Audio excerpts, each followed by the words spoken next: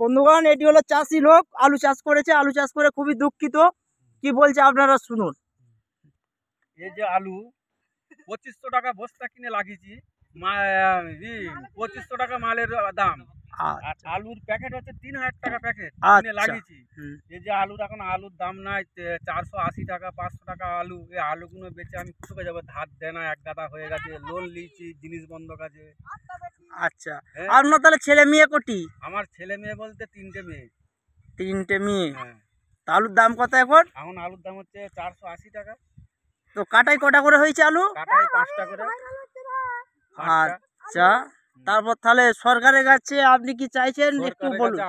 আমি আবেদন করছি যে আমাদেরকে একটু দেখে, চাষি দিকে একটু দেখে একটু হেল্প করতে বলছি, কেন সব মরে যাবে, সব রিং নিয়ে সব আলু সব লাগিয়েছে।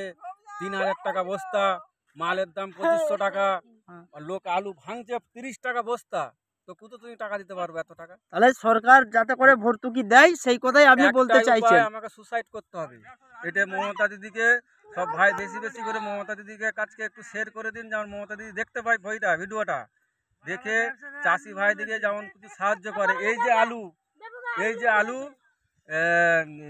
মালের বস্তা হচ্ছে 2500 টাকা, 3000 টাকা করে বস্তা লাগিয়েছি আলু। আপনি ওটা কি খাচ্ছেন? বীজ লাই তো? বীজ খাচ্ছি।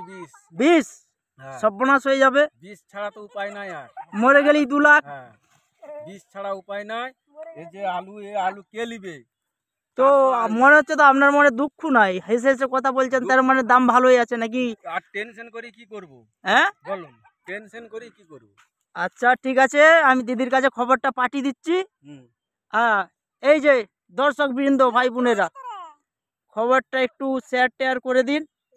চাষিদের খুবই অবস্থা খারাপ, এদেরকে দূরবীন দিয়েও দেখতে পাওয়া যাচ্ছে না, তো সব মরে শেষ হয়ে যাবে এই অবস্থা। আপনারা ডিসাইড করুন কি করছেন না করছেন। গাড়িতে সব